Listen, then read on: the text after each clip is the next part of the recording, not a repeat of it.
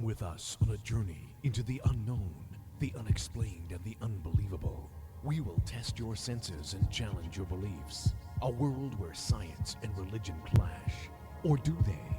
You will meet real people and hear real stories, but you will not believe. You will witness strange sights and hear strange sounds, but you will not believe. This is the New England Ghost Project. Welcome to the nightmare. Good evening, everyone, and welcome to my parlor. I'm here at the Salem Witch Board Museum. Did I say that right? Yes. Oh, good. That's surprising for me. I know, it's amazing. And, of course, I am Ron Kolek, your host, the gatekeeper of the realm of the unknown, the unexplained, and the unbelievable, and I can't stop looking around. This place is freaking awesome. It's amazing. Oh, it is. It's like, I want it all. And with me, of course, is my charming co-host, the most, I don't know, I can't even think of it anymore. The blonde Bombshell. I'm just looking at everything. I'm lost. It's been so long. But look, we're back. We're back in person. Right. Person to person. We're all vaccinated. We got all our shots. So, you know. They don't let me out of the home much either. They let Ron out of the home. And here we are in Salem. And this place is really exciting. We have a very fun show for you tonight. Oh, yeah. So we're not only excited to be back in action again, but to be in such a wicked cool spot. Exactly. It's awesome. And we got a few surprises for you tonight, too. So, but first, a cemetery tripping. It's been so long. I couldn't wait to do another cemetery tripping. So we're going to drop this little one on you right now, and we will be back with a very special guest.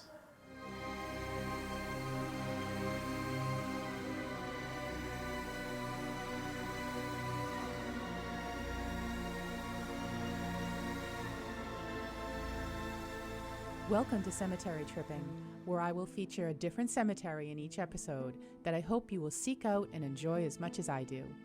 As an avid taphophile, or lover of tombstones, I spend a lot of time in the local New England area in the beautiful and historic cemeteries we have here. The stones here are like no others, and I have literally thousands of pictures of the intricate and symbolic carvings found on them. You can see my pictures on Facebook by doing a search for Cemetery Tripping. Welcome back to Cemetery Tripping. It has been far too long since we last spoke. Today we are paying a visit to Green Mount Cemetery in Baltimore, Maryland, in special honor of Elijah Bond, the man who patented the world's first commercially sold talking board, also known by its trademark name of Ouija. Before we delve into Elijah Bond's grave, I just wanted to provide some information about this historic rural cemetery. Green Mount Cemetery was one of the earliest rural or garden cemeteries in the United States. Samuel Walker, a Baltimore tobacco merchant, led the campaign to establish the cemetery after visiting Mount Auburn Cemetery in Cambridge, Massachusetts in 1834. The site was originally the country estate of the late merchant Robert Oliver, known as Greenmount. Mr. Oliver spared no expense during his lifetime in beautifying his estate, and at the time of his death it was a picturesque and highly ornamented locale. The proprietors of Greenmount Cemetery purchased about 60 acres from the heirs of Robert Oliver, and Greenmount Cemetery was officially dedicated on July 13, 1839. It is the final resting place of more than 65,000 individuals, including statesmen, captains of industry, philanthropists, artists, authors, military leaders, and even a presidential assassin. Yes, that would be the grave of John Wilkes Booth, the man who assassinated Abraham Lincoln, along with his co-conspirators Samuel Arnold and Michael O'Laughlin. It is common for visitors to the cemetery to leave pennies on the graves of the three men. The 1-cent coin features the likeness of the president they successfully sought to murder. But now let's return to the focus of today's visit, Elijah Bond. He is perhaps best known for patenting the Ouija board, although he was also an inventor, lawyer, tax collector, and an insurance agent in the course of his life, as well as a member of the Masons. He received the patent for the talking board in 1891, but then sold it to the Kennard Novelty Company, who began manufacturing them. Elijah suffered a stroke of paralysis in 1919 and died on April 14, 1921. He was laid to rest in Greenmount Cemetery, but for some reason in an unmarked grave. Almost a century later, enter Robert Murch, paranormal enthusiast, Ouija board collector, and chairman of the board for the Talking Board Historical Society. He had been searching for Elijah's grave for 15 years and finally located it in 2007. Robert wanted to make sure that Elijah Bond finally got the acclaim for his invention and set to work assembling volunteers and getting donations to create a truly memorable headstone, which of course is a replica of a Ouija board. The grave is now a popular destination for paranormal enthusiasts, and after years of resting in obscurity, Elijah Bond is finally being communicated with, one way or another. So I hope you enjoyed that cemetery tripping. I know I learned a lot about Elijah Bond when I was doing the research for that cemetery tripping. But now... You know he's dead. No kidding. Okay. That would be why he's in the cemetery, right? Probably. Okay, all right. Just didn't know. Are you going to introduce our guest? Oh, so joining us now is someone who we've had a pleasure to meet finally. I've spoken to him a few times, and we actually know several people. I know people, he knows people, Oh, the same people. your people know their people? Yeah, exactly. Okay, Yeah. all right. And he is the proprietor of the Salem Witch Board Museum, and he is John Kozik. Oh, thank you for having me. Oh, you're so welcome, John. It's awesome that you could invite us up here and see this place and... Oh, I'm happy to show it off and have people that have an interest in this stuff, so. Love it. John, this is awesome. I really is. Like, you know, when I opened it up, I couldn't train my eyes because I was Yeah. looking like, oh, look at that. I like that one. I like that one. I mean, the globe one up there is awesome. The Atlantic message map. That one's got a great story behind it too. They Well, all have good stories, but that one has a really good We'll story. have to talk about that then, because we're going to go look at some of the boards here. You couldn't possibly look at it be like a 7-year show. I mean, there's so much to see here. And when are you open here at the museum? We're open 7 days a week. Really? So, yeah, 11, right now we just changed into basically summer mode, so 11 to 8 p.m. 7 days a week. And where is it? Right on Essex Street, 127 Essex Street, right across from the Hawthorne No, Hotel. Hawthorne Hotel. You know, so yeah, just keep going all the way down to So that's awesome. So, I mean, I'm looking at these and I'm just amazed at the ones you have. I mean, there are some in here I had no clue even existed, and there are others that I know that you can't get anywhere, and yet they're here. And when did you? I mean, first of all, how did you get involved in it? Well, I inherited my grandmother's board, and basically when I went online to learn more about it, I stumbled upon a website called the Museum of Talking Boards, and it just had a huge resource for talking boards, Ouija boards, and I just couldn't believe that there was this many, different versions of the boards, and all the history behind it. And so once I saw that website, I said, oh, I need another one. And one became another, and I quickly became obsessed by the Ouija board. I get that. Yeah. I totally get that. I only have a few, but I'm always looking for them. Exactly. It's I've always collected something my whole life since I was a little kid, and but collecting boards, I nerd out, and like I told you a little while ago, I collect all the variations of these boards, as many whatever I can find, and I'm part of a group now. At the time, I was by myself, and then I met my first collector, and it was like, this is weird. Somebody else is into this kind of thing too. And then eventually I met a few collectors. I joined a collectors group, and that group became the Talking Board Historical Society, which is a registered nonprofit. We research, preserve, and celebrate the history of those boards. Yeah, and so our friend Robert Murch is the president of that nonprofit. And so, but through there, just kept becoming more and more obsessed by it. And so in this museum, these boards become extremely rare, because, they peak in popularity during times of war. So when the war is over, less boards are produced. But two, Ouija is like the big kid on the block. They're the big brand name. And so a lot of these boards, they can't compete against that popularity. And then the boards that say Ouija on them are probably infringing on that trademark.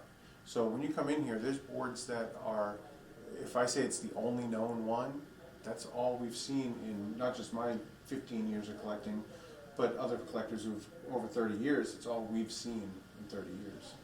I agree with you. Like I said, I've seen boards here I have no idea it even existed. So you have, so there's Ouija boards and there's witch boards. Yeah. Spirit boards. Spirit boards. Yeah. So can you explain the difference? Because I know I'm sure there's a lot of people watching that just don't know the difference. I can. So Ouija is a trademarked brand name. Much like Kleenex is to tissues, Ouija is to talking boards, spirit boards, witch boards. Those are all generic titles for a talking board, an alphabet board. Okay. But witch board, I chose witch board for a few reasons. One is You're in Salem. I'm going to say also, we got witch in the title. How could you not? It's a great 1986 movie with Tawny Katane. I got a poster. Yeah, she rolls around on the White Snake car. Yeah. She's in that movie, and that inspires me and a lot of people to became interested in Ouija through that movie.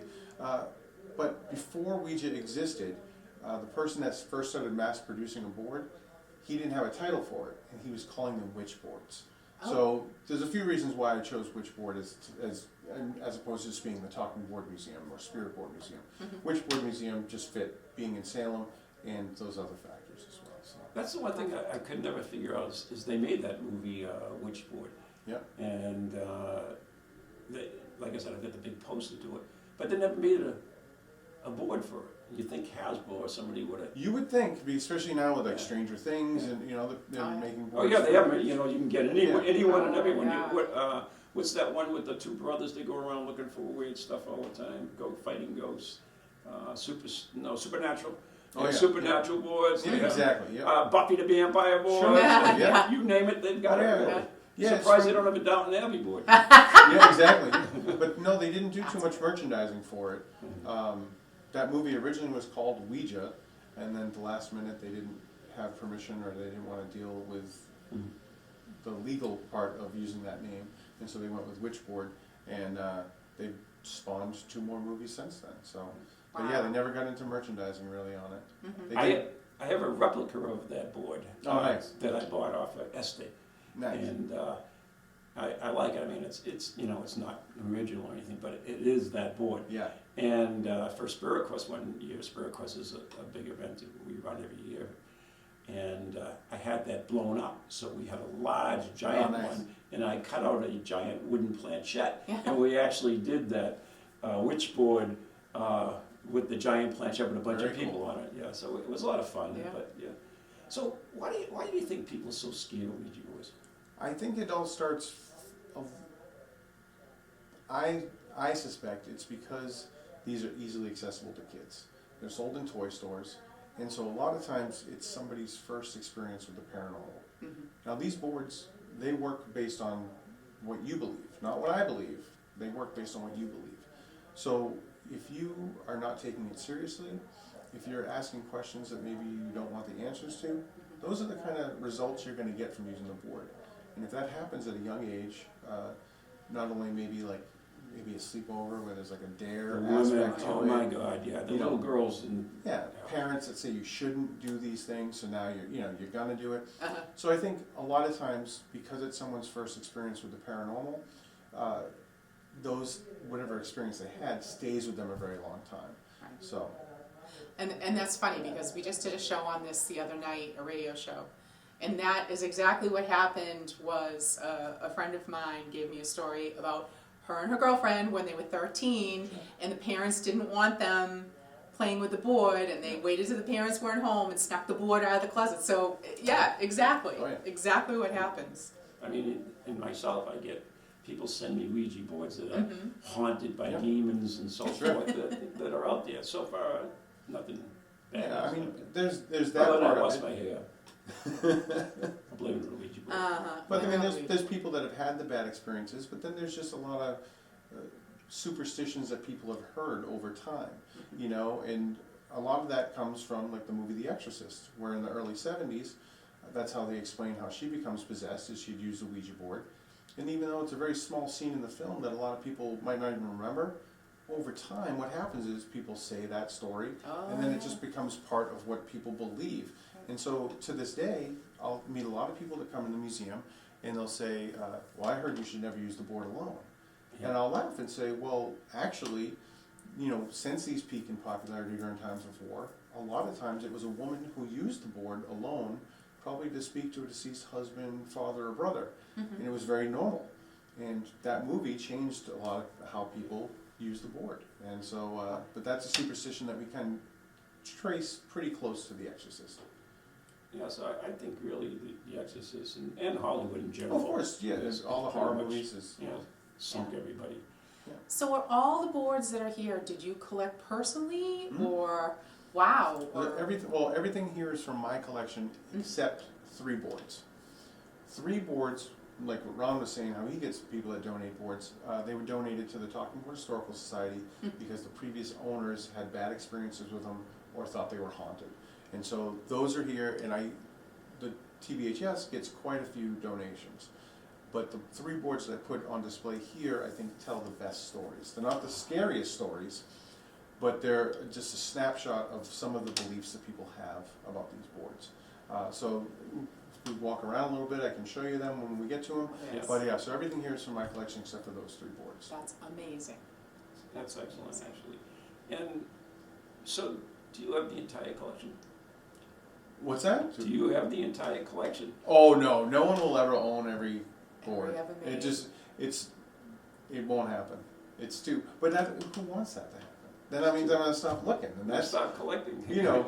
Well, I know, you don't want to end to the chase, If right? you knew how much time a day I spent Ah! looking, and on the weekends, and how far I drove, I just drove down to Amish area of Pennsylvania last week to buy 2 boards. So 6 hours to go pick up 2 boards. Really?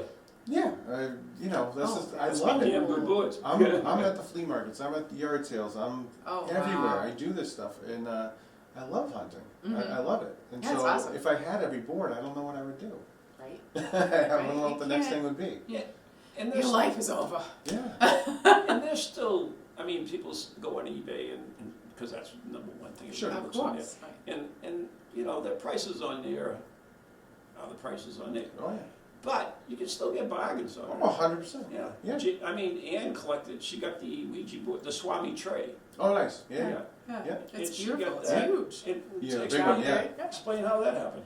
I was just in an antique shop. We were camping down in Middleborough, and I'd just gone out for the morning, poking around, gone to a cemetery, Nice. and oh look, there's an antique shop across the street. I'm gonna pop in there, and it was October, the beginning of October, and it was the one with different booths. Mhm. So. Yeah. This booth was all set up for Halloween, spider webs and everything, and there in the middle of the table is this beautiful, it's perfect, tray, Yeah. like this Ouija board tray, or Swami board, is that what it I think it's It's Mystics. Mystics. Yeah, that's my, Yes. And I'm like, oh Typical my for you. God, I just like grabbed it Yeah. in case somebody else saw it. I was so excited. That's awesome. And I paid like $20 for it, $25. It was Perfect. even on sale. Yeah. They have a That's sale amazing. at the booth. And the guy rang me up and he's like, this is probably worth a lot more money than what you're paying for it. I'm like, oh, really? Yeah. Where is it? And I love it. I have it on a That's the shelf best. in my art studio. Yeah. I mean, to me, hunting these down and the stories that come with them, whether it's going on an adventure with your friend or a friend maybe giving you the lead to where you did it, what you would do to acquire these things, to me that's just as important as the item. Mhm. Yeah, maybe even a little bit more important than the Yeah. item. So before I came on here, I asked you, you know, I have a collection too, nothing like this, but I asked you where you could get the information on the different boards, and what source did you target? So the biggest resource online is the Museum of Talking Boards. That's run by Gene Orlando, who used to be a member of the Talking Board Historical Society. And he was really one of the first websites to have any information about talking boards. But the TBHS, who also researched and preserved that history, you know, I have insight to what Murch has uncovered our friend Robert Mertz, the president of the TBHS. But as far as going online, it would probably be the Museum of Talking Boards be the best resource. There's no books at all, huh? No, but you know what's funny There is should be one. people always talk about that, but I've been doing this for 15 years, and I have literally watched the history unravel. You know, if you go to an encyclopedia and you look up where did the Ouija board come from, for instance, it would say William Fold, inventor and manufacturer. Well, I was part of a group who uncovered that that's not true, that the board names itself. Helen Peters, who's the sister-in-law to Elijah Bond, the person's grave you were talking about earlier, she actually asked the board what it wanted to be called, and it spelled back Ouija. So we uncovered that history, we rediscovered it. Mm-hmm. And so any book you do, it's going to be outdated, I believe. We're going to find more information than we already have. Then you come up with a new one, second edition. Yeah, exactly, yeah. But anyway, so what we'd like to do is take a look at some of these boards and maybe Sure. you tell us a little bit about them. Of course, I'd love that. All right, so, Awesome. ready? Okay. So John, what's with the caution tape on these boards? So I was talking a little earlier about donated boards that went to the TBHS. Well, the Stranger Things board here on the wall and these two with the caution tape on them were all donated. The ones with the caution tape on them, the previous owner of these boards found them in their house. They're not sure how they got in their house, but when they found them in the house, the husband lost his job and the kids, they started suffering from nightmares. So the wife, she put the caution tape on them to protect anybody from using them. So they actually came with the caution It tape. came on, I didn't put that on there. Oh, Yeah, I she thought it put was it like on. a gimmick. Yep, so they donated them, and when I followed up with her, the husband, you know, after I received the board, the husband had a new job, and the kids stopped having nightmares. So she believed just having these boards in her house, not using them, just having them in her house caused those problems, and the problems went away. So do you still have a job? I have my job. Yeah. Okay, nothing well, bad. they're here now, I don't know. All these things were in my house before the museum, and nothing as bad has ever happened. And we were talking a little bit earlier, is that I think this is a great way to display your connection, Oh, yeah. collection. I mean, granted, it might not be the perfect way for you, that you wanted Yeah. it, but it's such a great way to see all these different types of boards, and for other people to experience as well. Exactly, and that's really what I love best, is being able to share these things with other people. They're not just in my house for my own, you know, from just me to see.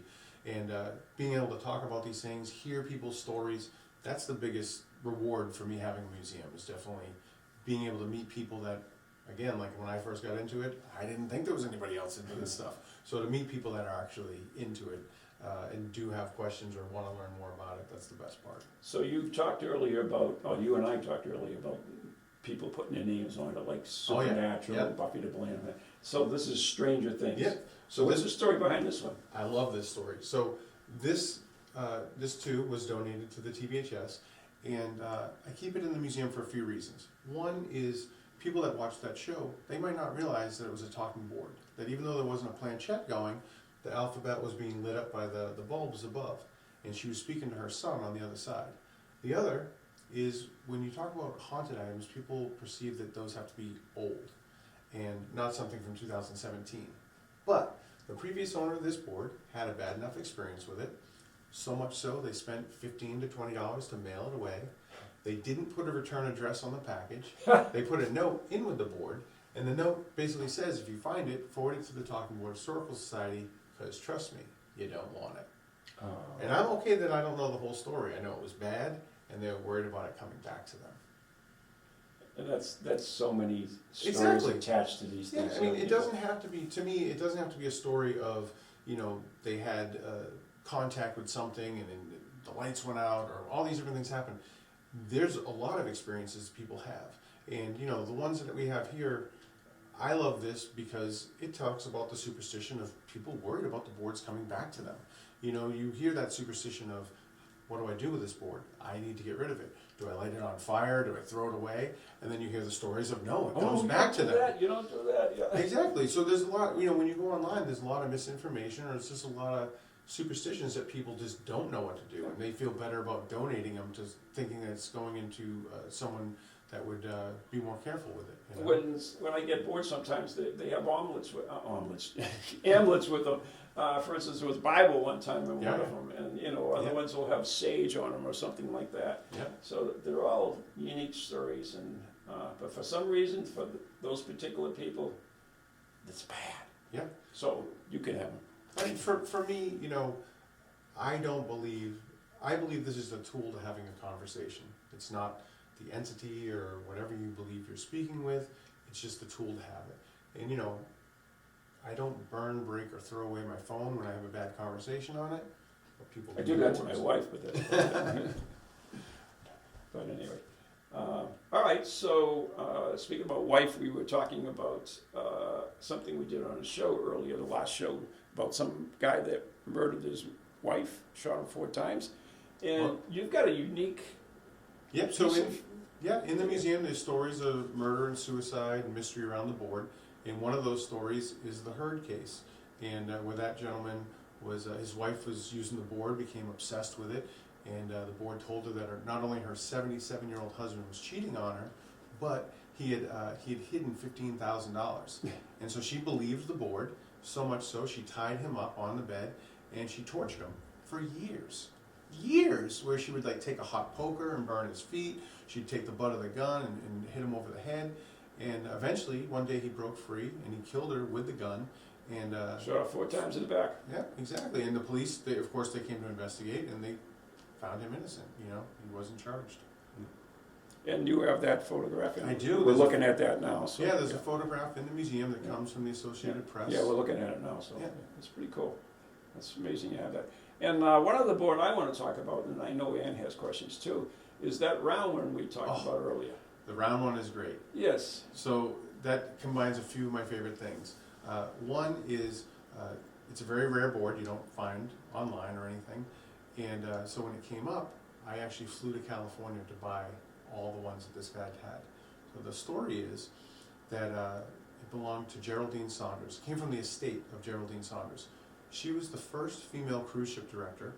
She wrote a book called The Love Boats, which became the TV show The Love Boat. Oh, wow.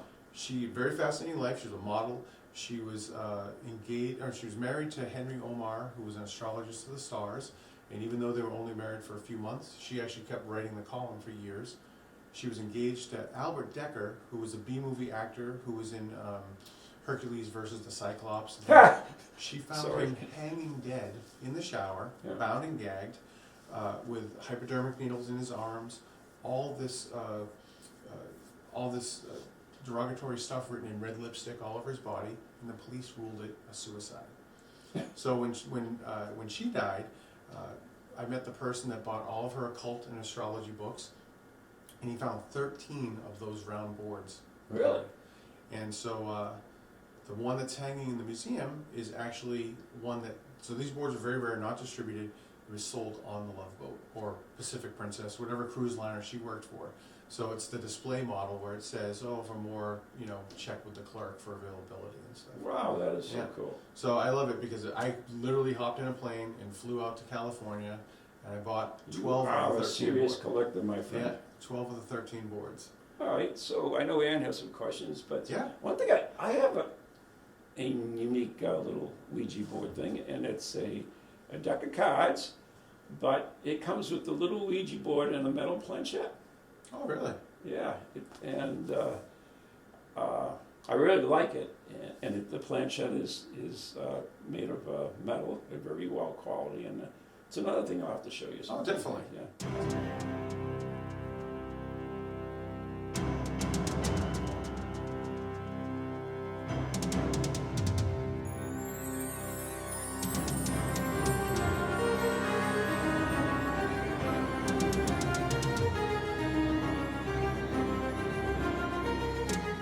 Paranormal News. I'm your host, Nathan Mayer. In this segment, we'll be discussing a brief history of the Ouija, the company who mass-produced it, and Ouijazilla. A Ouija, also known as a spirit or talking board, is a flat board with the letters of the alphabet, the numbers 0 through 9, the words yes, no, occasionally hello and goodbye, and along with various symbols and graphics. It uses a planchette, a small heart-shaped piece of wood or plastic, as a movable indicator to spell out messages during a seance, purportedly used to communicate with the spirits of the deceased. One of the first mentions of the automatic writing method used in the Ouija board was found in China around 1100 AD in historical documents of the Song dynasty. The method was known as Fuji, planchette writing. The use of planchette writing as an ostensible means of necromancy and under special rituals and supervisions was a central practice in the Qin Cheng school until it was forbidden by the Sing dynasty. As part of the spiritualist movement, mediums began to employ various means for communication with the dead. Following the American Civil War in the United States, mediums did significant business in allegedly allowing survivors to contact lost relatives. The Ouija itself was created and named in Baltimore, Maryland in 1890, but the use of talking boards was common by 1886 in spiritualist camps.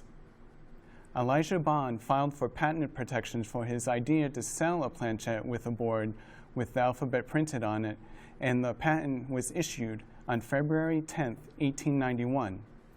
William Fold, an employee of Elijah Bond, took over the talking board production, and in 1901, Fold started production of his own boards under the name Ouija. Kennard Novelty Company, where Fold was a varnisher, manufactured his boards. George S. Parker founded his game company, initially called George S. Parker Company, in his hometown of Salem, Massachusetts, in 1883. In 1887, George Parker had hired his first employee and rented a store in Salem for $12.50 a month, where the Hawthorne Hotel now stands. He realized he was good at selling and developing games. When George's brother Charles, who was good at production and finance, joined the business in 1888, the company's name was changed to its more familiar form. In 1898, a third brother, Edward H. Parker, joined the company. For many years, George designed most of the games himself and wrote all the rules. Charles persuaded George to manufacture Parker Brothers games under their own roof. They leased an old laundry on Bridge Street in Salem and went to work. The company would go on to sell Ouija. After a series of mergers, the Bridge Street Salem plant closed in 1991. Ouijazilla was revealed to the world on the Salem Common, which is adjacent to the Hawthorne Hotel, on Saturday, October 12, 2019. The board is the creation of Rick or Mortar Schreck, Vice President of the Talking Board Historical Society, a nonprofit dedicated to researching, preserving, and celebrating the history of the talking board. Ouijazilla was constructed of 99 individual sheets of plywood, which was transported from Schreck's home state of New Jersey to Salem by tractor-trailer.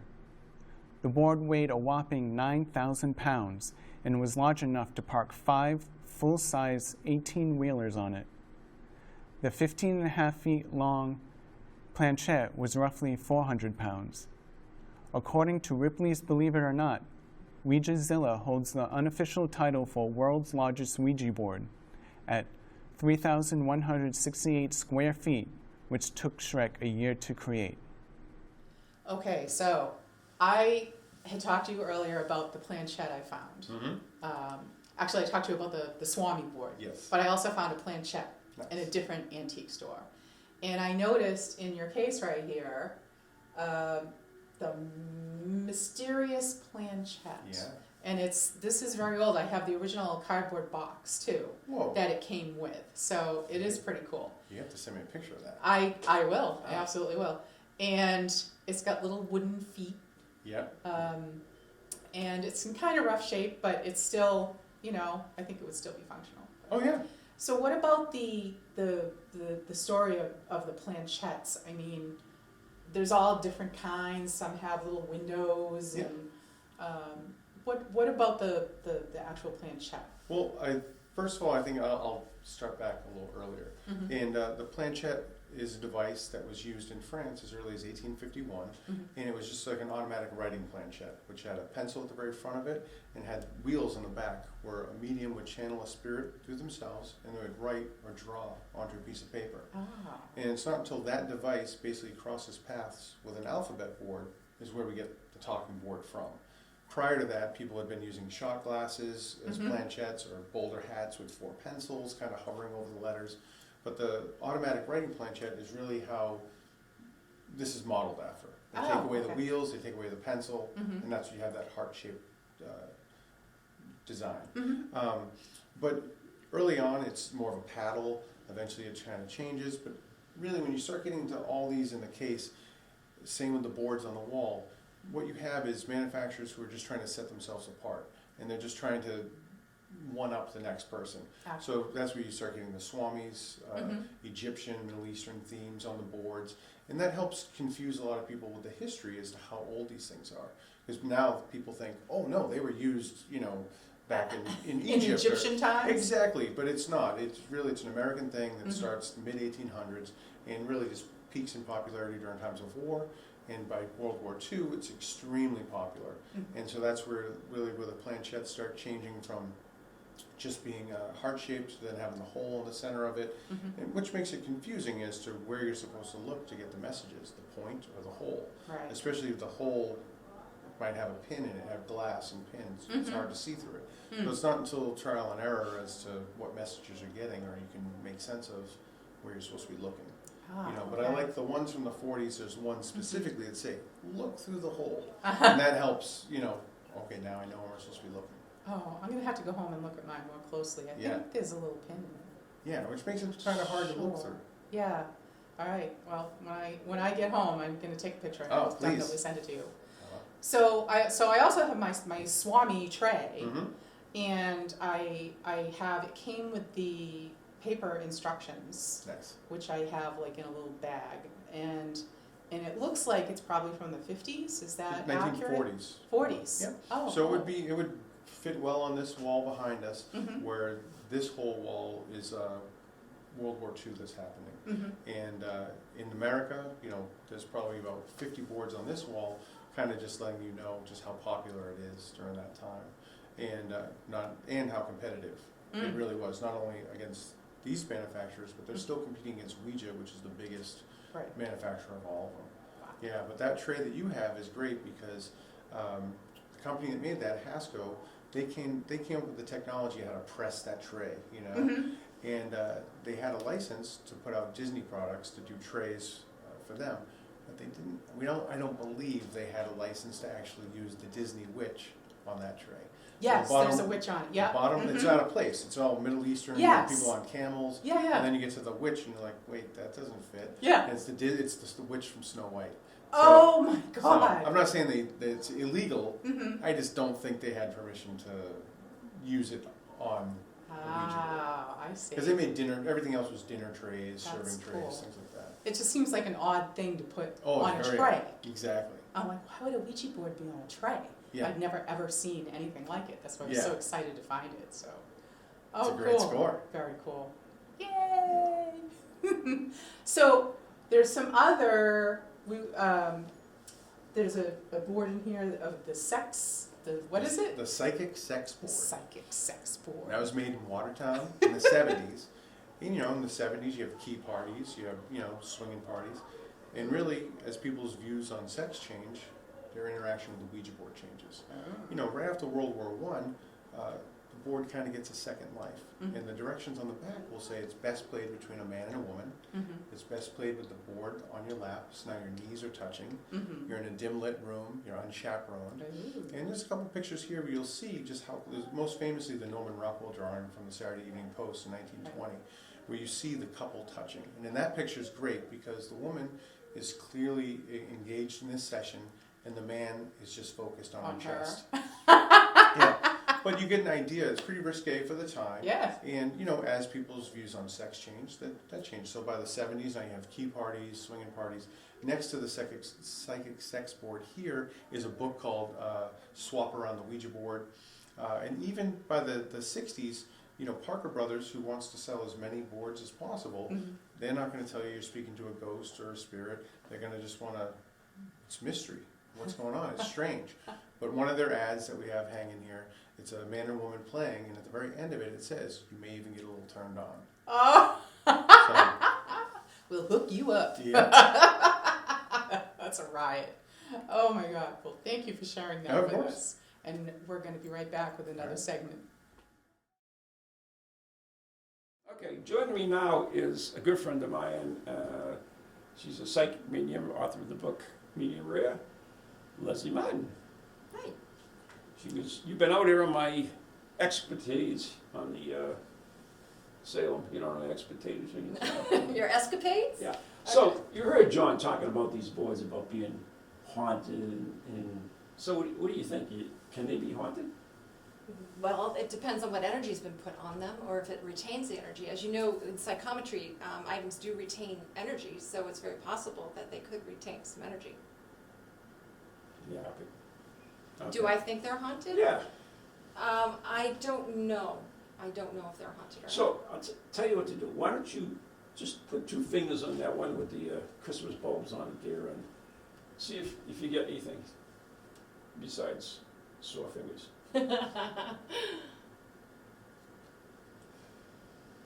It does have some energy to it. It does. Put your fingers on it. Okay, It so does have fingerprints all over this. Well, now. I'm not using my fingerprints. I'm using mine on the side of my hand. There is some energy on A little it. bit of zip there. Yeah.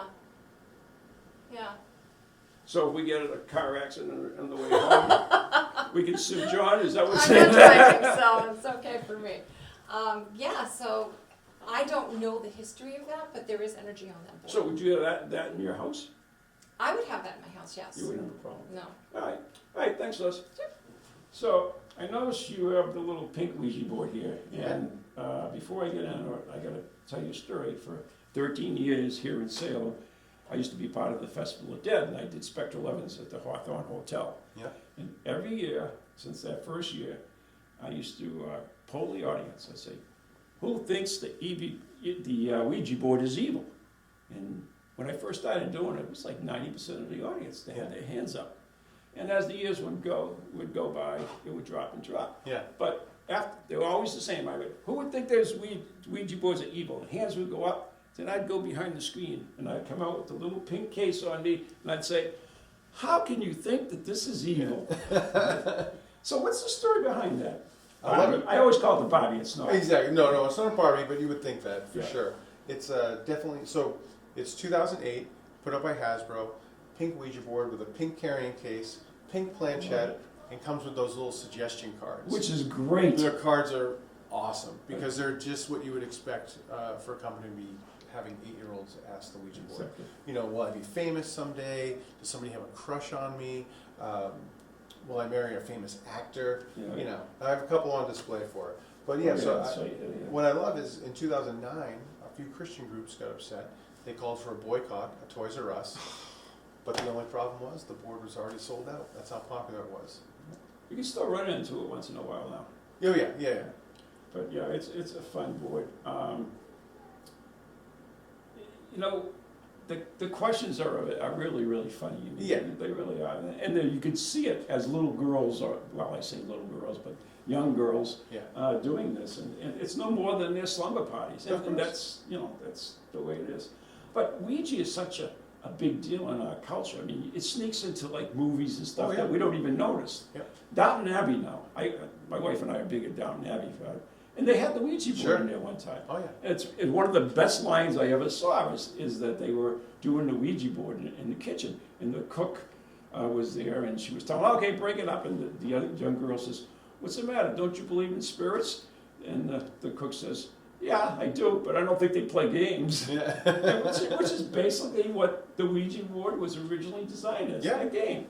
It was always meant to be that way. Oh, it was always meant to be spirit communication. Right, but nothing evil. Nothing evil, even from the beginning there was always like a little pieces of stories, whether it's the murders or like the towns going crazy or whatever. There's always like a darker side to the board, but the general consensus wasn't that it was evil.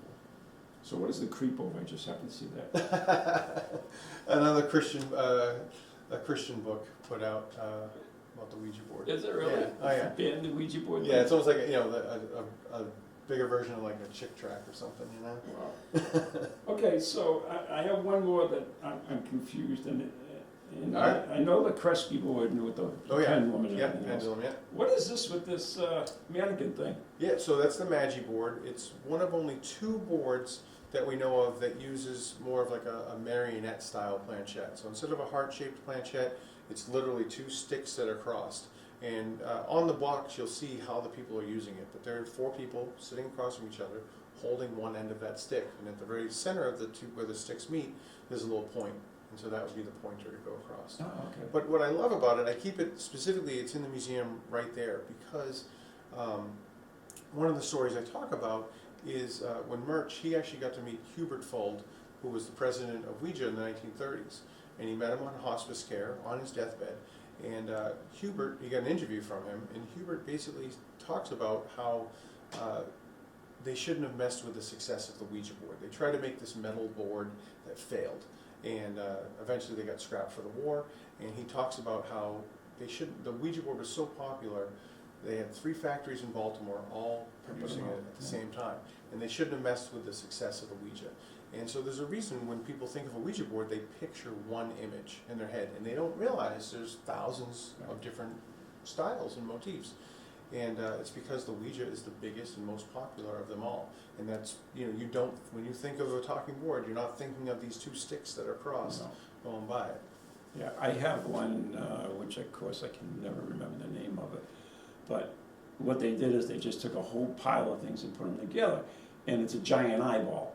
Oh, I love that one, Kabbalah board. Kabbalah board, Yeah. yes, and it's up there. And it not only has that, but it has the tarot cards around the end, and the heart, what do you call those signs? The astral signs. Yeah, it's got all the astrology on it. Yeah, It's like part tipping table, Part- magic 8 ball, Yeah. tarot card, Ouija board, all in one. And the best part about it is the box. Yes. But they just take a product and they just keep doing it. Now, there's a game out now. I did a online workshop on different forms of communication, or dowsing, or what's another word for it, but whatever. Anyways, and there's a game out now called Charlie. Mm-hmm. And I actually had one person leave the class once I brought that up. Oh, and, wow. And it's just basically 2 crossed pencils. Yeah. Another form of a Ouija board, though, right? It's a pendulum, Yeah. it acts with but a lot of people, what I love is a few years back, there was these school kids in Mexico who were playing Charlie, and there's video of it, and the kids become possessed. They have to get strapped into these gurneys, they're foaming at the mouth, they're speaking in tongues, and it's like Blair Witch, the camera's shaky and going around. But it's real. These kids really believe. It's like one had a bad experience, and then next thing you know, the whole classroom. It was just mass hysteria. Yeah. And the videos are amazing of it. But they're playing Charlie. But what happens is the newspapers say they're using the Ouija board.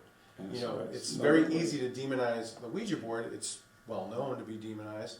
And so rather than trying to explain exactly what Charlie is, which it is a fortune telling or divination, but it's slightly different. It doesn't have the alphabet. It says just the yes, no, and it's more of a pendulum type thing, acting over it. Yeah.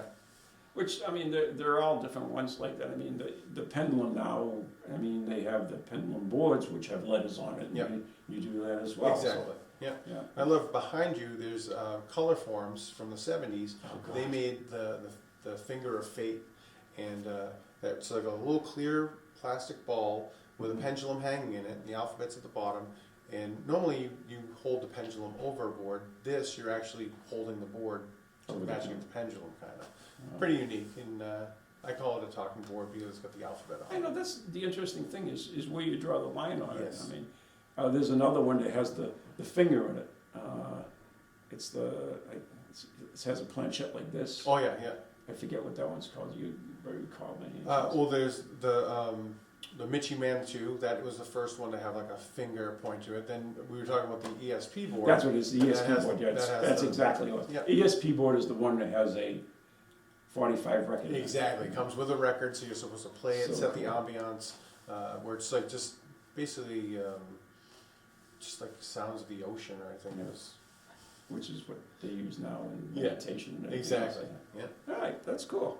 And now a few words about the woman who named the Ouija board, Helen Peters Nosworthy. Good morning and welcome, everybody. We really appreciate you sharing your time with us this morning and honoring the mother of Ouija, Ms. Helen Peters Nosworthy. We are in the middle of creating history again. We're taking something that was old from the past, bringing it into the future, and immortalizing it for the way into the future. This is going to be here forever, and we're going to always honor Helen Peters Nosworthy. My name is Karen Dahlman, and I am a director of the Talking Board Historical Society. And today you're going to be meeting a lot of us directors. We're all here, with the exception of Bob. And I also want to thank Bob, because if it wasn't for Bob's foresight, I would say, that foresight, and his uncovering, and the rest of these directors here, uncovering the history and connecting the dots, we would not be standing here today. I also want to give a big thank you to the family. They're over here behind the tree.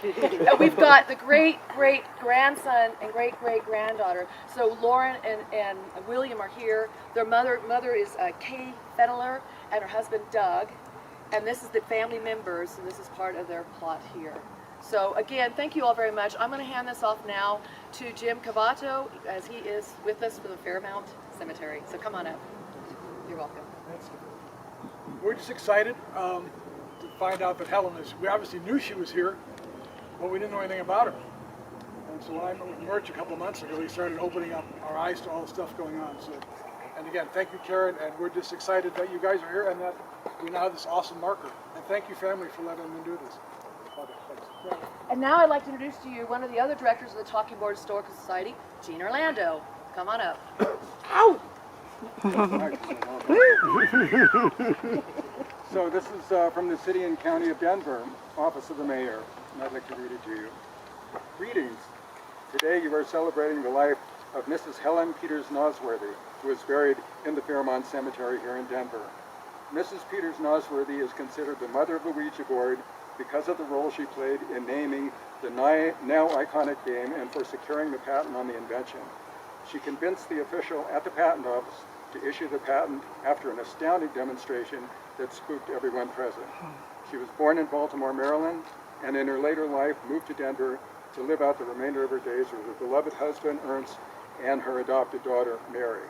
We join the Talking Board Historical Society in honoring Mrs. Helen Peters Nosworthy in the unveiling of a new monument dedicated to her in Denver's Fairmount Cemetery. Best wishes for a successful celebration. Respectfully, Mayor Hancock, Michael B. Hancock, Mayor.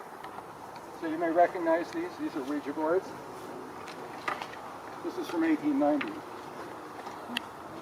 This is from today, 2018.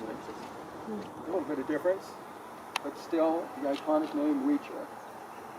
Now, until recently, we thought that the name Ouija was Ouija, French oui for yes, ja, German for yes, so yes, yes. And this is what we all thought. If you go online and you look in a dictionary, that's the definition that you're going to get.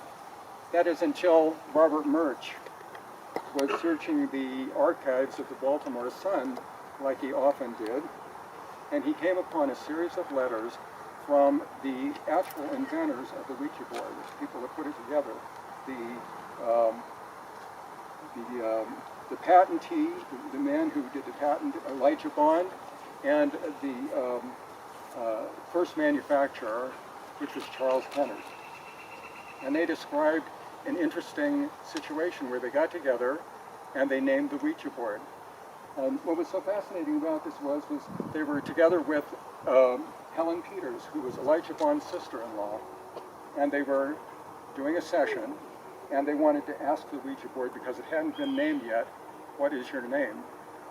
And the Ouija spelled out O-U-I-J-A. And they said, well, what does that mean? And the Ouija replied, good luck. Helen then pulled from her neck a locket, and on that locket was the picture of a woman's face.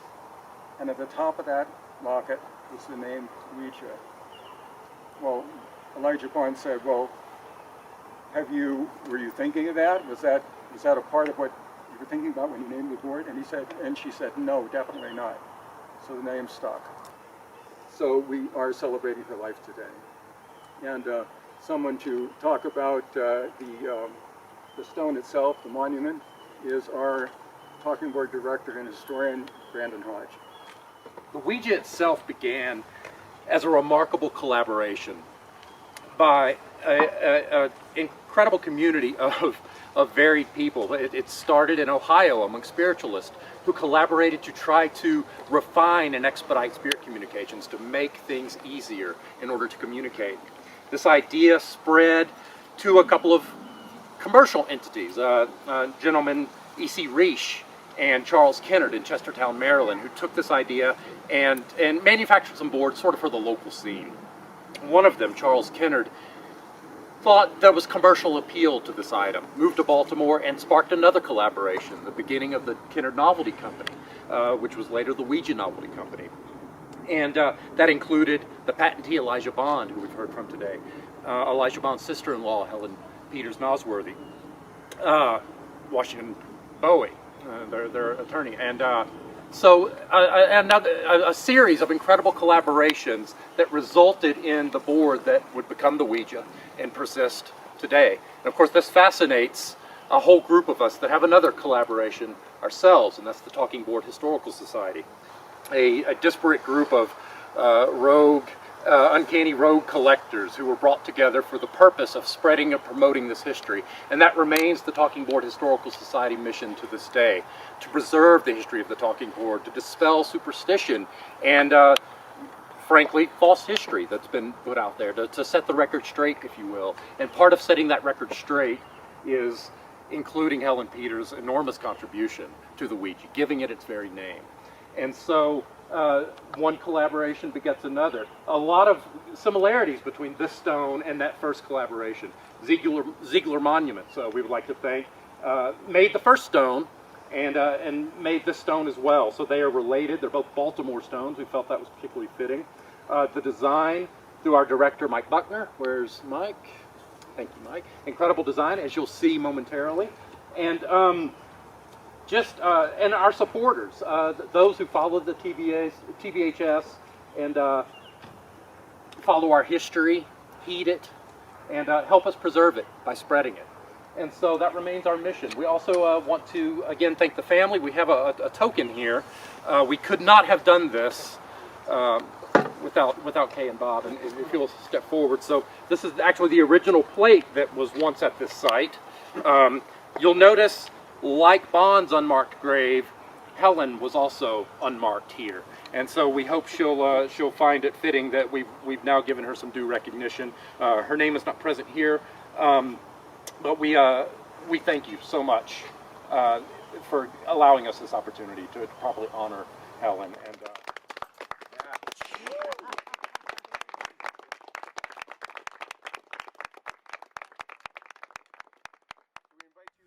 well, I'm just fascinated by this whole place, and John, I want to thank you so much for allowing us to be with you today and sharing that information with you. My pleasure, believe me. I love talking about this stuff, especially the people that, are curious about it in the slightest. So. It shows. And we'd like to find out more about it too. Maybe some other time we can come back and, get some more information. I'm sure there'll be all new stuff by the next time you come. We could even do a Ouija board session here. Yes. So cool. Yes. All right, so John, thank you, and thank you so we want to much. thank everybody for listening tonight, and good night and God bless. Good night. Good Take night. care. Everybody stay healthy, and hopefully we'll be back live again next month. Keep your stick in the ice.